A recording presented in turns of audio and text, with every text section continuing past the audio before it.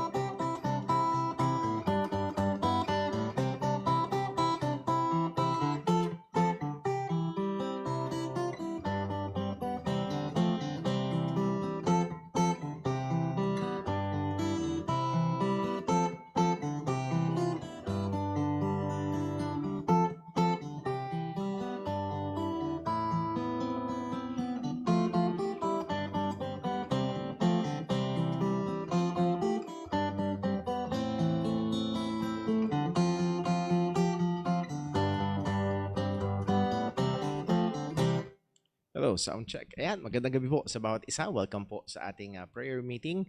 And paumanhin sa ating late na pag-start, meron ng ilang mga technical na bagay na inayos sa ating mga multimedia. Pero salamat sa Panginoon na tayo ho ay may pagkakataon na magsama-sama upang manalangin bilang isang iglesia.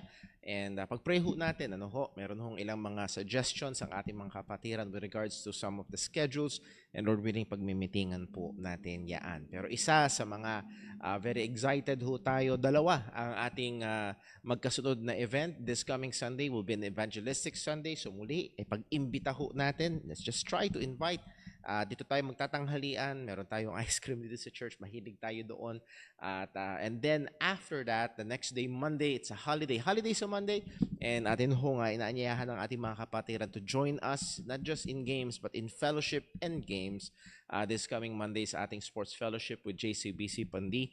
So pag-pray ho natin yan, tayo ho ay excited, maging ang ating mga kapatiran doon. At napakaganda nung pinagmitiingan nating kulay, tayo ay kulay itim, ang ating damit.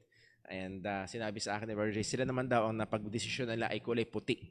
So black and white ang ating laro this coming Monday. So pag-pray ho natin yan at lalo na ho itong ating darating na evangelistic service. Muli, in-encourage ko ang bawat isa just to try to invite, lalo na kung di mo pa nasusubukan ang inyong mga kaklase, ang inyong mga kaibigan, kamag-anak, kapitbahay. Just try to invite them, pray for them, and Lord willing ay makarating ho. Even yung mga taong na-invite natin noon, maybe for the second time or third time, sila makadalo sa ating gawain, they are very much welcome. So pag-pray ho natin yan, at nawa ho tayo ho ay pagpalain ng Diyos at gamitin ng Diyos ito sa kanilang ikaliligtas. So tayo ho magsimula sa atin hong prayer meeting at magsisimula tayo sa Bible study. Before that, let's sing a song on all the hymn of the faith at the cross.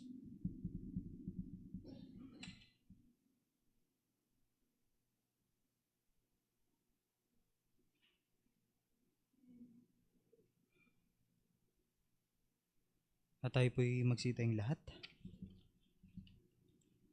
Tayo po'y mawit sa Panginoon. Mawitin po natin at the cross.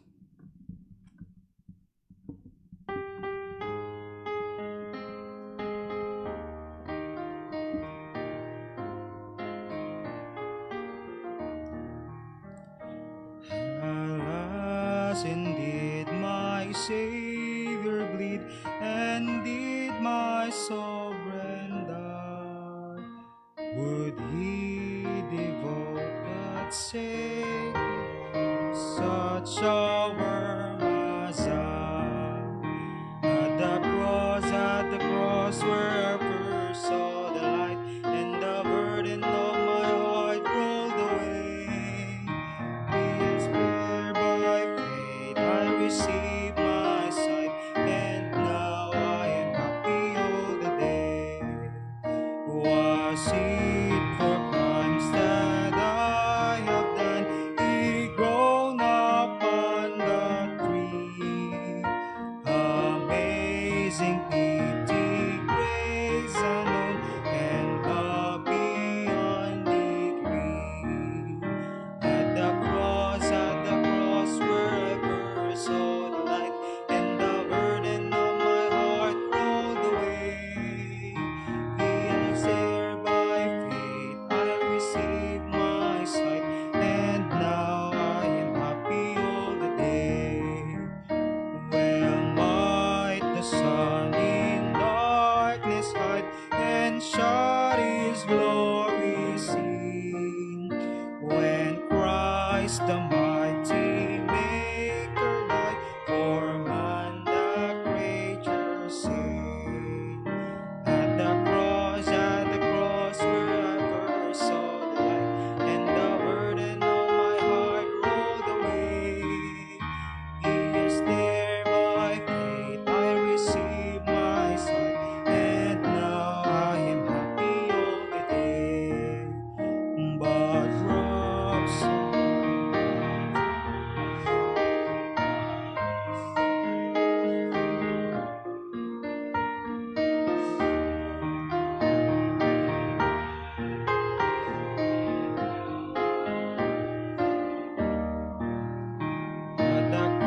at the cross where I first saw the light, and the burden of my heart rolled away.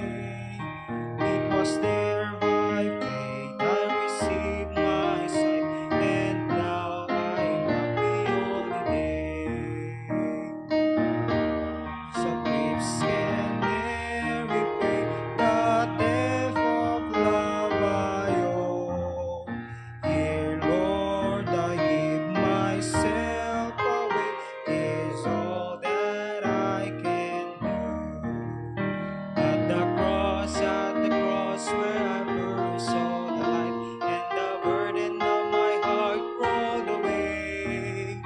It was there by faith I received my sight, and now I'm happy all the day. Magsipo pong lahat.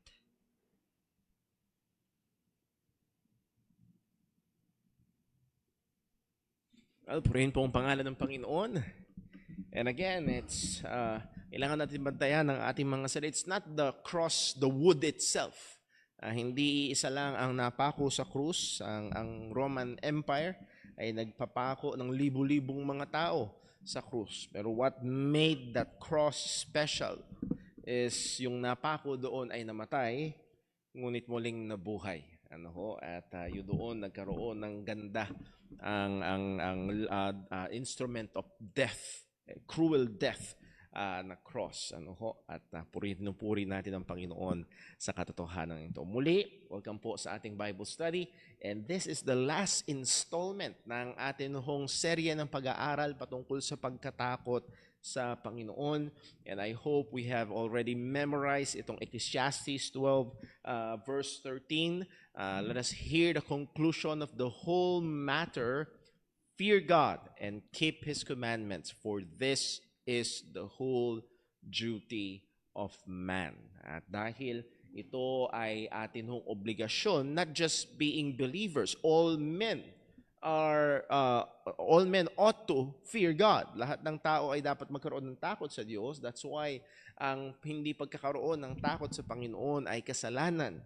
At kung ito ay ganong kalaking obligasyon natin, ay kailangan nating malaman kung ano ito. Pinag-aralan natin yun. This is the controlling sense of the majesty and holiness of God, and that profound, deep reverence na of this which that apprehensions draws forth, yung nagkakaroon ka ng mas malalim, mas malinaw na pagkaunawa sa kalwalhatian, kabanalan, katangian ng Diyos, at yung pagkaunawa mo na ito ay hindi lamang siya dito nagkakaroon ng pagkakaiba, no? Pag nag-aaral ka, nauunawaan ka, nakakakuha ka ng mga details, but yung fear of God, it draws out reverence. It draws out praise. It draws out nagdudulot sa atin ito ng pagsamba, papuri. At minsan may mga pagkakataon, I don't know if you've experienced this, ay may mga pagkakataon, minsan magkakwentuhan kami ni Sister Jonah, bigla ko na lang sabi, ang galing ng Panginoon, ano? Wow! That kailangan mo siyang ibulalas. Yung papuri. I'm not just saying na basta lang ilabas mo sa iyong bibig. It might be, ang dulot nito sa iyo ay silent worship at na talagang tatahimik ka lang at magpe-pray ka at pupurihin mo ang Panginoon of that realization or reminder kung sino ang Panginoon. So that controlling set, it controls you, and that means merong epekto sa atin. Isa sa mga epekto nito ay yung pagsamba, at nawaho ay ito ho ay patuloy na maging katangian natin at lumalago tayo dito. So at atin hong huling pinag-aaralan ay ang benefits ng pagkakaroon ng takot sa Panginoon. And before we pray and ask God's help sa atin hong last na pag-aaral, ay gusto ko lang hong ipaalala na merong danger na sa ating madayang puso na gamitin ang Diyos to get the benefits. And that is very dangerous and that is very wrong. Na merong kang mas gusto, ang gagamitin mo ang Panginoon para makuha mo yung gusto mo. Ay, ang ganda ng benefits ng pagkakaroon ng takot sa Diyos. Well, gagawin ko.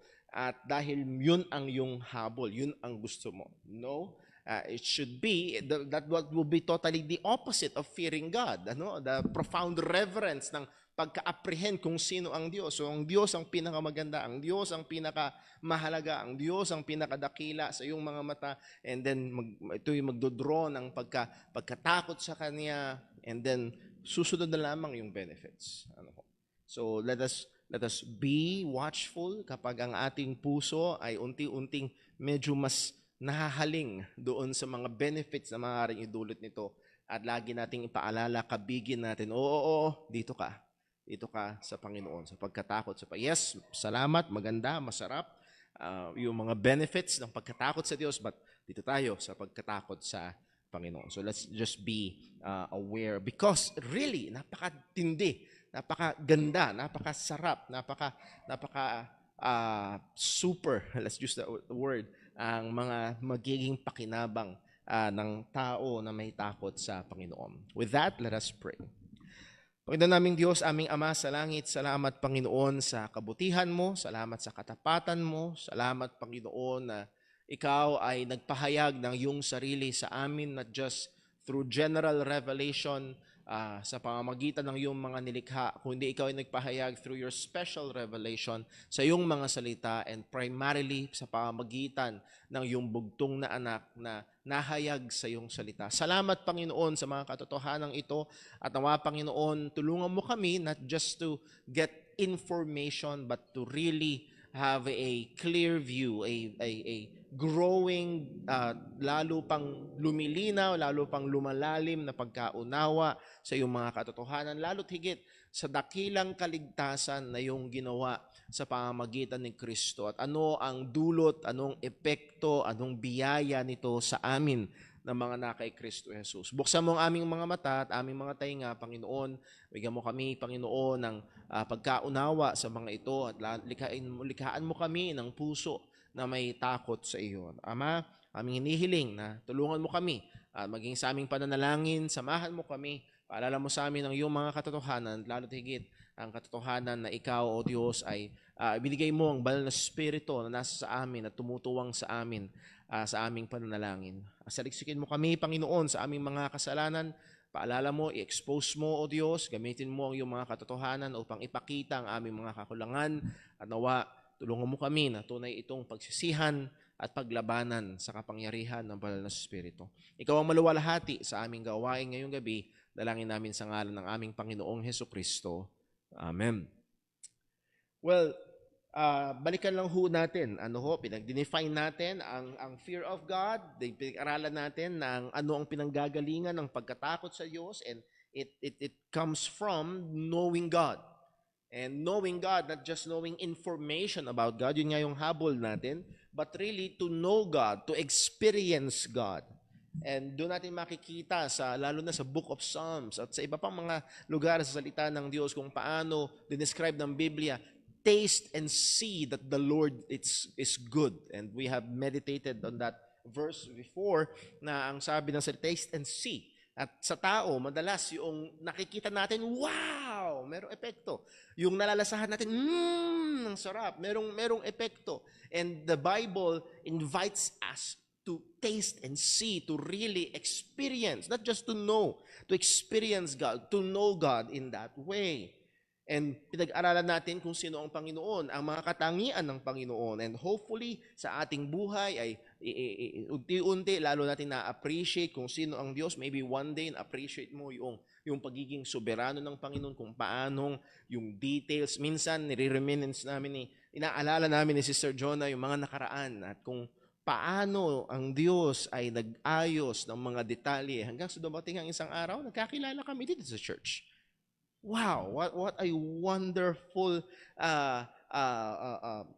na ebidensya ng pagiging soberano ng Panginoon, and really ay nakakamangha at nakaka-excite na magpuri sa Panginoon when we meditate upon those things. So to know God, to know who He is. And then pinag-aralan din ho natin ang mga manifestations. Ano ang nagiging itsura, ano ang nagiging ebidensya, ano ang nakikita sa buhay ng isang tao na may takot sa Panginoon. And we can actually illustrate it with two directions. That is, going away from sin and going after holiness. Going away from sin and going after holiness. At marami pa tayong pinag-aralan. At balikan natin ngayon yung ating pag-aaral patungkol sa benefits. Una, pinag-aralan natin yung temporal benefits. There is safety. Kasama na rin dito yung physical safety. Kasama na rin dito yung mental safety, emotional safety. Ang sabi ng Proverbs 14 verse 26, in the fear of the Lord is strong confidence, and His children shall have a place of refuge. The name of the Lord is a strong tower. The righteous runneth into it and is safe. Sabi ng Proverbs 18:10. So, strong confidence, refuge. It declares safety. Number 2, fulfilled and happy life and family. Sa Psalm 128 verse 1 to 4, nahandoon yung sabi na, blessed is everyone that feareth the Lord. And that word blessed, meaning happy. Truly happy. And that doesn't mean na walang problema, but in the midst of the troubles and challenges, there is that God-given joy. And then longevity of life. Merong kahabaan ng buhay. Merong physical blessing. Sa Proverbs chapter 14:27, the fear of the Lord is a fountain of life, and to depart from the snares of death. And then also, meron ding mga material blessings. Sa Psalm 34 verse 9, O fear the Lord, ye saints, for there is no want, walang kakulangan sa kanila, to them that fear Him. And put that in contrast sa mga leon, nararanasan ng gutom, ng kakapusan ng mga leon. The young lions do lack and suffer need, but they that seek the Lord shall not want any good thing. Now, well and good sa mga material, physical blessings, pero merong mga napakadadakila pa na mga spiritual blessings. And last time, pinag-aralan natin yung tatlo. Number 1, God takes pleasure in them. God takes pleasure in them.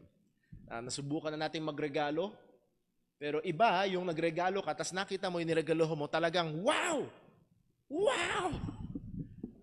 Talagang natuwa, talagang nag-enjoy, talagang na-delight doon sa iyong binigay. At natutuwa tayo doon. At narito, ang sabi ng salita ng Diyos sa Psalm 147 verse 11, the Lord taketh pleasure in them that fear Him.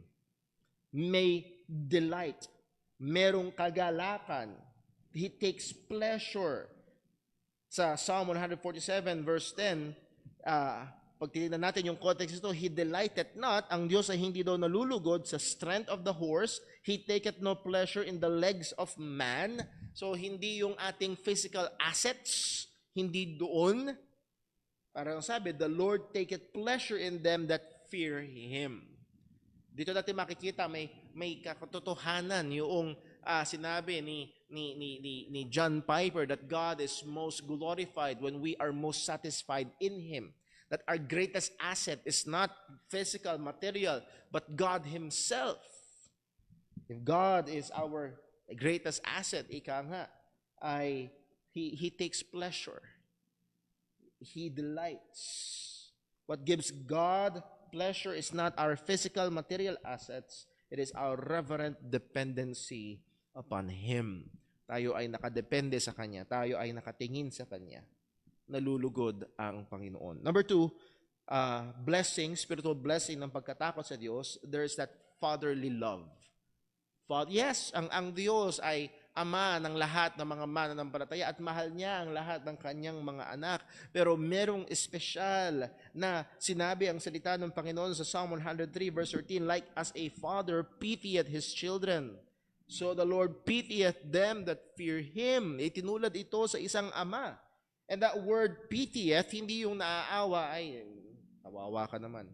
Pero ang ibig sabihin itong pitieth na ito ay He has compassion, gentle compassion. God deals gently on those that fear Him. At pag tinuloy natin yung basa sa Psalm 103, verse number 14. Psalm 103, verse 14, ang sabi, for He knoweth our frame, He remembereth that we are dust. Ewan ko kung nasubukan nyo na halimbawa, yung martilyo, kinuha mo. Alam mo, ang martilyo, pinampupukpuk yan. Ewan ko, bato mo pa. Pero pag isang fragile, isang babasagin, o isang marupok, na konting diin mo lang ay napupulbos. At pag ikaw ay hindi maingat dun sa bagay na yun, nasira agad. Nakalimutan ko kasi marupok pala. Ang sabi ng salita ng Diyos, He remembers that we are but dust. Like a father pitieth his children, so the Lord pitieth them. He handles, He deals with care. At walang iniwan yan sa ating mga sariling anak. Siguro sa Brother William, yung mga anak nyo, baka mas malaki pa sa inyo at baka mas malakas pa sa inyo ngayon. Pero lalo na, nung maliliit pa yung yung anak namin, si Leah. Almost 2 years old. Pero alam natin, mahina pa. So, hindi mo siya basta biglang ibabagsak. Gently. At ganun ang Panginoon sa kanila na may mga takot sa Kanya. Wow. Pangatlo, pinag-aralan natin, God gives or pays close attention. He closely watches over those that fear Him. Sa Psalm 33 verse 18, ang sabi, behold, the eye of the Lord is upon them that fear Him, upon them that hope in His mercy. As we have said, it is true that ang mata ng Diyos ay nakatutok sa lahat, mabuti at masama, pero ang sinasabi nito ay yung special na attention ng Panginoon. Nahandun ang special na atensyon, pabor ng Diyos sa may mga takot sa Kanya. Kagaya ng sinabi ni Pedro sa 1 Peter chapter 3 verse 12, for the eyes of the Lord are over the righteous and His ears are open unto their prayers. And again, nakatutok ang Kanyang mata, nakatutok ang Kanyang tainga. Nahandun ang atensyon ng Panginoon sa may mga takot sa Kanya. At sabi ni Pedro, tutuloy natin ang basa, but the face of the Lord is against them that do evil. Or another way of saying that, ang mukha ng Diyos ay nakatalikod. Nakukuha niyo ba? Kung ang isang taong may takot sa Diyos, halimbawa, yung nakaupo dito, may takot sa Diyos, nahandoon, nakatingin siya, nakatutok ang kanyang, bukas ang kanyang tenga, nandun ang kanyang atensyon. Pero sa isang taong walang takot sa Diyos, Kaya may mga expression sa Bible na and the Lord hid His face. Itinago ng Diyos ang kanyang mukha. It's equivalent to God not paying attention or removing His favor.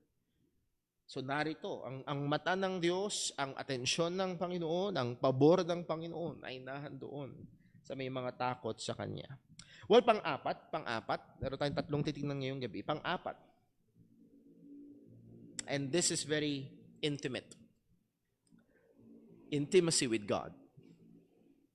Intimacy with God. So Psalm 25 verse 14. Let's take a look. Psalm 25 verse number 14. Ang sabi, the secret of the Lord is with them that fear Him, and He will show them His covenant. The secret. Now, sabihin ko una sa lahat, hindi ito pumapatungkol sa special revelation.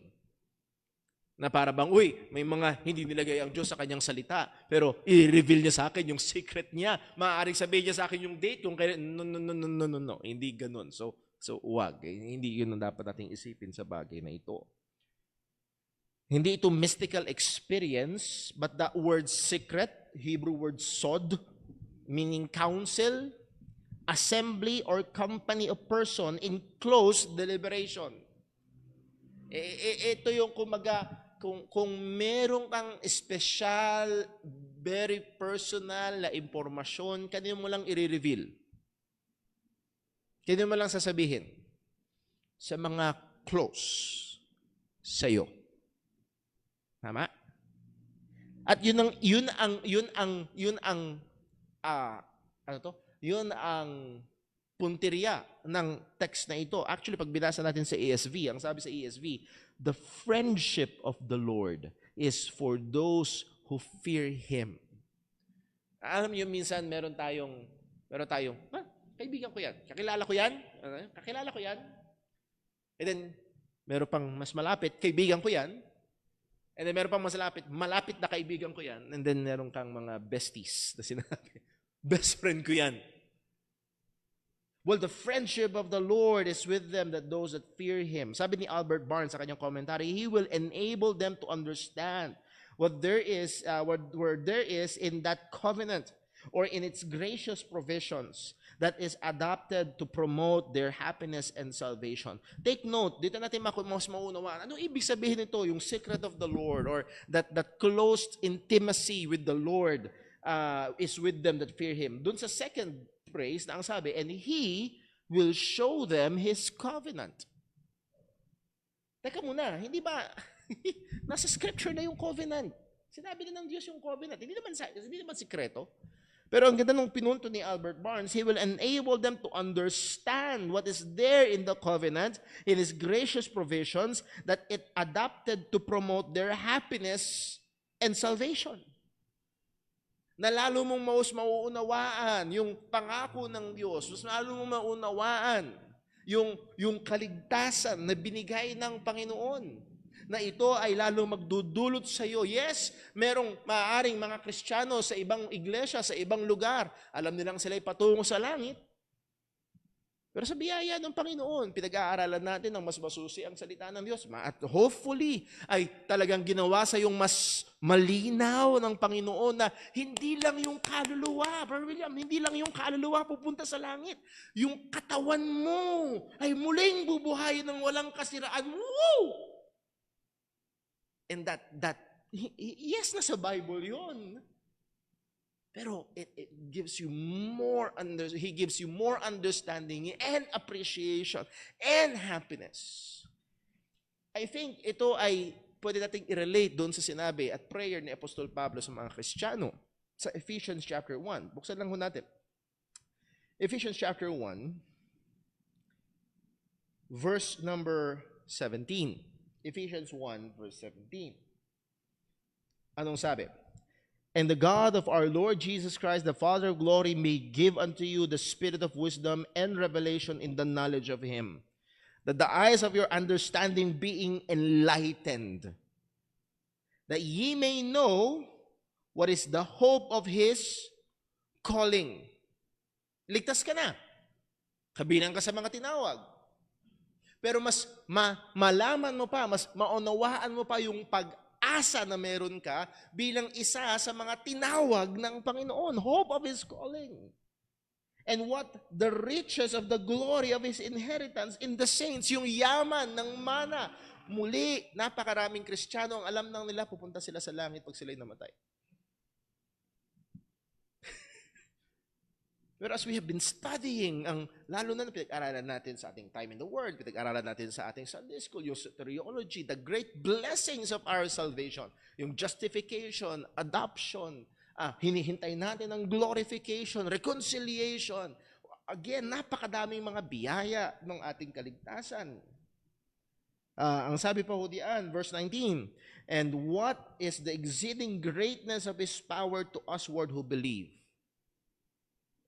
Oh, how I pray sa aking sarili at sa bawat isa sa ating mga mananampalataya. Listen, what is the exceeding greatness of His power to usward? Mga kapatid, kung ikukumpara natin sa baterya, walang nilagyan ng AAA. Puro pang truck. Kagaya nung pinag-aralan natin last Sunday, kung naalala nyo, facing persecution, be strengthened in the Lord. What power available to believers? Maunawaan sana natin. Verse 20, which He wrought in Christ when He raised Him from the dead and set Him on His own right hand in heavenly places. So muli, kung ikaw ay isang tao may takot sa Diyos, mas ipapaunawa sa iyo.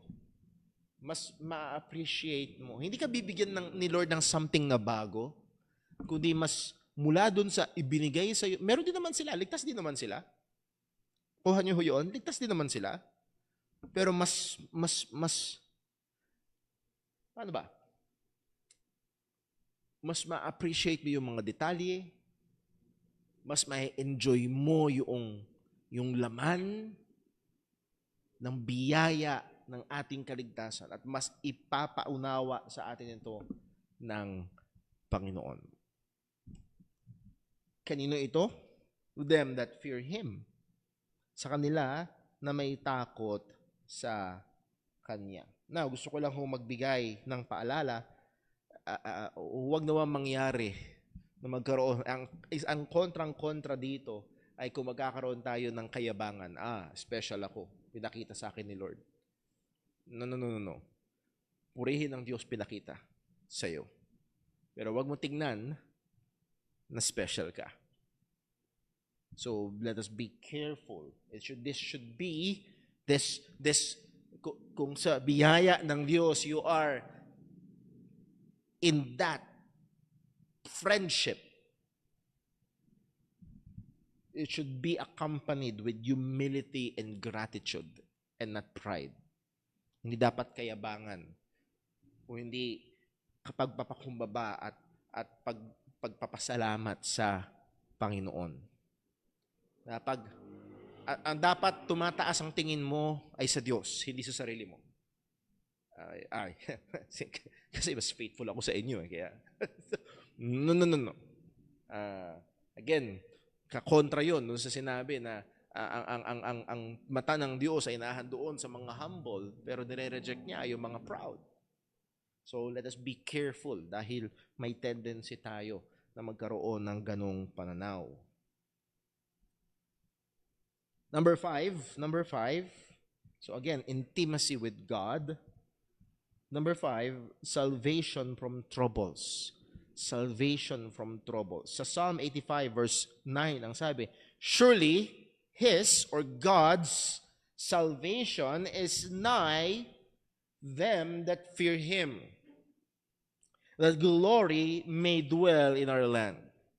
Sigurado ang kaligtasan o ang pagliligtas, yung word na nigh, ang ibig sabihin ay malapit, close, near. It's near them, it's near, close to them. Malapit ang pagliligtas ng Diyos sa kanila na may mga takot sa Kanya. Now, unahin ko ho, this verse does not pertain to spiritual salvation. Sapagkat ang ating spiritual salvation na hindi nakabase sa lapit natin sa Panginoon. Ito ay kung tunay tayong nanampalataya sa Ebanghelyo ni Kristo. Now, this salvation, meaning deliverance, it can be rightly translated help or aid. God's help, God's aid ay malapit. God's rescue from trouble, danger, or calamity ay malapit sa kanila na may takot sa Kanya.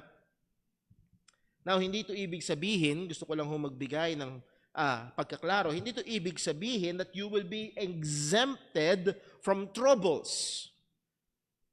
Gets?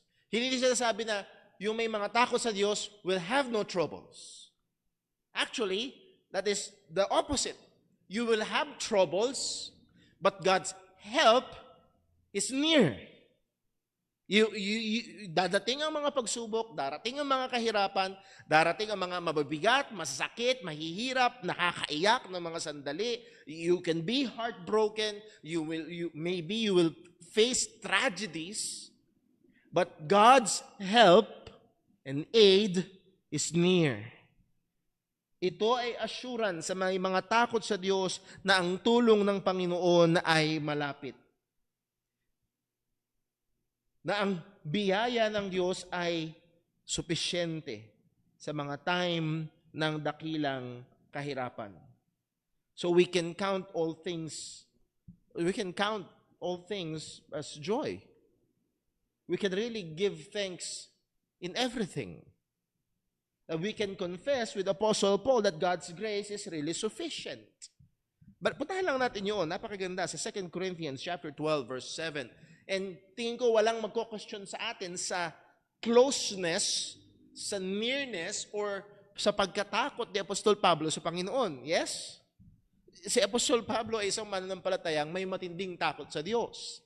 Pero hindi ito nag-exempt sa kanya sa trouble. Ang sabi sa 2 Corinthians chapter 12 verse 7. 2 Corinthians 12:7. Ang sabi ito, unless I should be exalted above measure through the abundance of the revelations that there was given unto me a thorn in the flesh, the messenger of Satan to buffet me, lest I should be exalted above measure.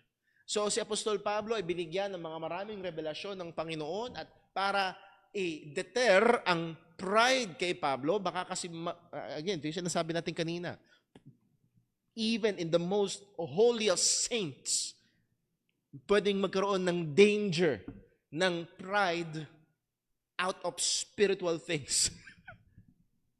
Binigyan siya ng revelasyon ng Panginoon, tapos may danger na siya ay maging mayabang. And to deter that, para ito ay iwasan, binigyan siya ng Panginoon ng thorn in the flesh, the messenger of Satan, to buffet him. Hindi yan to buffet. To buffet, simply put sa lingwahe natin ngayon, para bugbugin. So, hindi ito light tap. Hindi. Gulpe. Now, sa verse 8, may prayer si Pablo. For this thing I besought the Lord thrice that it might depart from me. Whatever it is, hindi yun masarap, ito'y masakit, ito'y mahirap. Pinag-pray ni Pablo, Lord, alisin mo, alisin mo, alisin mo. Pinag-pray niya. Then pagdating sa verse 9, ang sabi, and he said unto me, my grace is sufficient for thee, for my strength is made perfect in weakness. That's God's help near. That's God's salvation nigh, malapit. Now, hindi nawala yung tinik. Nawala ba? Hindi. Sabi lang ng Panginoon, sapat ang biyaya ko sa iyo. So again, hindi ito nag-exempt sa atin sa kahirapan. Huwag mo isipin na biglang, okay, magkakaroon ako ng takot sa Diyos at inaasahan ko yung problema ko, wala na bukas. No. Nandiyan pa rin. But it might be God will reveal to you in a special way that His grace is sufficient. Ngayon, ang sabi sa verse 9, at na-appreciate ko yung sinabi ni John Piper, what a great change. Sa verse 8, ang sabi niya, Lord, alisin mo. Pagdating sa verse 9, most gladly therefore will I rather glory in my infirmities, that the power of Christ might rest upon me. What a great change. Okay, let it stay. Mas maluluwalhati si Kristo sa kahinaan ko. Just the verse before, Lord, alisin mo. Pero nung dumating ang tulong ng Panginoon, okay, Lord, para maluwalhati ka. That's an example. Gusto ko lang, dahil baka mamaya ay, ang idea natin ay, basta mawawala agad lahat ng, maaaring gawin ng Panginoon yun. Maaari. Pero ito hindi nawala ang problema. Pero bumuhos ang biyayang sapat. And then number 6, lastly, dito tayo matatapos. Benefits ng pagkakaroon ng takot sa Diyos. The goodness of God. The goodness of God. Sa Psalm 31 verse 19. Psalm 31 verse 19. Ito po ang sabi. Oh, how great is thy goodness, which thou hast laid up for them that fear thee, which thou hast wrought for them that trust in thee before the sons of men. Gaano kadakila ang iyong kabutihan that thou hast laid up, na yung inimpok, you treasured up, para sa kanila na may takot sa iyo. Now, maaari nating sabihin na ito ang kabuuan or summation ng lahat ng ating sinabi. Kaluguran ng Diyos, ang fatherly care ng Panginoon, that close attention na binibigay ng Panginoon, intimacy with God, and that sufficient grace ng Panginoon in times of troubles, or yung near help, near deliverance ng Panginoon sa time ng mga pangangailangan. We can sum it up in one word: goodness. God's goodness. Pero hindi lamang ito ang sabi ng psalmist, Psalm 31 verse 19, oh how great. It's not small. Hindi ito maliit. Ito'y dakila, ito'y malaki, ito'y madami, ito'y kamangha-mangha. Yung goodness ng Panginoon ay napakadakila at ito'y inipon niya at nakalaan para sa kanila na may takot sa Kanya. It's laid up. It's stored or treasured up. Siguro walang iniwan ho ito sa just for the sake of illustration. Nag-ipon ka. Let's say nakapag-ipon ka ng kalahating milyon sa bangko. Halimbawa lang. Meron kang kalahating milyon sa bangko. And humanly speaking, yung pagkakaroon ng kalahating milyon sa bangko gives you a sense of security. Yes? Tama ba? May sense of security. Kahit paano? Humanly speaking, I'm not saying na wala kang tiwala sa Diyos, nagtitiwala ka lang doon sa pera mo. Alam natin na ang tiwala natin ay dapat nasa pang. Pero having that money in the bank gives you a sense of security, maybe a sense of peace. Ang sabi ng salita ng Panginoon, may nakaimpok na kabutihan ng Diyos para sa kanila na may takot sa Kanya. What greater security and peace na dapat sumagana sa puso ng tao na may takot at lumalago sa pagkatakot sa Panginoon. It's laid up. Paano ang parallel nito? Pinarallel ito so pag binasa natin sa bandang dulo ng verse 19, which thou hast wrought for them that trust in thee. Ito ay, so again, yung fear of God ay nakaparallel sa pagtitiwala sa Diyos, dahil ng tiwala sa ating Panginoon.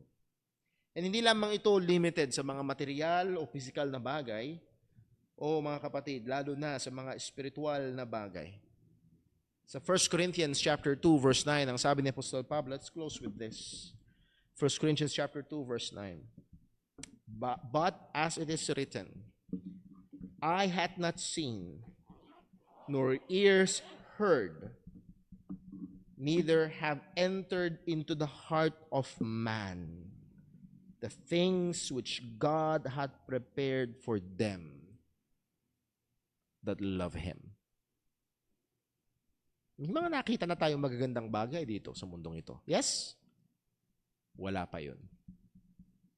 May mga nabalitaan na tayo, lalo na sa advent ng internet, konting click lang sa YouTube, yung mga lugar na hindi mo narating na magaganda, nakikita mo yung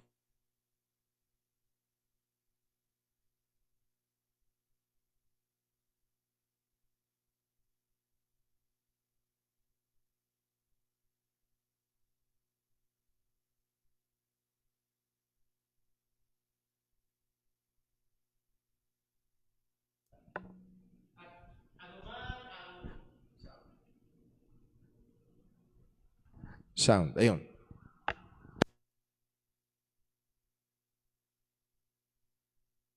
Ayun. Ano man ang ganda, yaman na sinubukan mong isipin, wala pa rin yun. Pag ikinumpara mo sa inihanda ng Diyos para sa kanila na mga nagmamahal, and we can equate it. Kung mahal mo ang Diyos, may takot ka sa Diyos. Hindi pwede magkahiwalay ito. So, these are the great benefits ng pagkakaroon ng takot sa Panginoon. Muli, please, bantayan natin. Huwag naman mangyari na mas gusto natin yung benefits at gagamitin natin si Lord. That is exactly the opposite of having the fear of God. Kasi ang pagkatakot sa Diyos ay, ibig sabihin, yung mata mo, yung mga spiritual na mata mo ay nakatingin sa Panginoon at hindi sa benefits. Pero gusto ko lang makita ho natin, nawa lalo itong magtulak sa atin no tumingin sa Panginoon. Dahil hindi lugi. Mga kapatid, yung mga Muslim, hindi lahat. Well, actually, lahat. Pero lalo na yung mga pinapasabog yung sarili nila. Pag pinasabog nila yung sarili nila, ang inaasahan nila, gigising sila sa paraiso na mayroong 70 birhen. And what a disappointment. Ang huling alaala nila ay apoy at ang pupuntahan nila ay apoy. Pero sa may mga takot sa Panginoon. Ang ganda, ang tindi in this life and the next. Kaya lalo lang dapat nating paglaanan ang pagkakaroon at paglalim at paglawak at pag-intensify ng ating pagkatakot sa Panginoon. Lalo tayo lumago dito. Let's pray. Pangunaming Diyos, aming Ama sa langit, salamat o Diyos sapagkat natitiyak namin sangayon sa iyong mga salita that we will not be put to shame. We will not be disappointed. Ang mga tunay na nanampalataya, nagmamahal, at mga may takot sa iyo, ay tiyak ang pag-asa. Salamat, O Diyos. At tunay karapat dapat lamang na kami ay matakot sa iyo, Panginoon. At Lord, hindi lang karapat dapat ka, kundi pinupuri at pinapasalamatan ka namin sapagkat kasama nito ang mga benefits, ang mga magagandang bagay na dulot ng pagkakaroon ng takot sa iyo. Tulungan mo nawa kami, Panginoon. Tulungan mo nawa kami. Bigyan mo kami, O Diyos, ng pagsusumikap. Bigyan mo kami, Panginoon, ng sipag. Bigyan mo kami, Panginoon, ng kaseryosohan. As the book of Philippians said, with fear and trembling sa aming buhay sa iyong harapan. Patawad po sa aming mga pagkakasala. Patawad po sa mga pagkakataon na kami nabubuhay na konti, mababa ang atensyon patungkol sa mga bagay sa iyo. Natulungan mo nawa kami, Panginoon, na tunay nga lumalim pa sa pagkatakot sa iyo. Samahan mo kami sa aming panahon ng pananalangin. Ikaw ang patuloy na maluwalhati. Dalangin namin ito sa ngalan ng aming Panginoong Jesus. Amen. Muli ho, magkaroon tayo ng 5-minute break. Isa-set up lang po yung ating Google Meet. And please wait for the link and then pasok ho agad tayo pag pinoward po yung link. And then wala ho tayo sa ating prayer time. God bless po.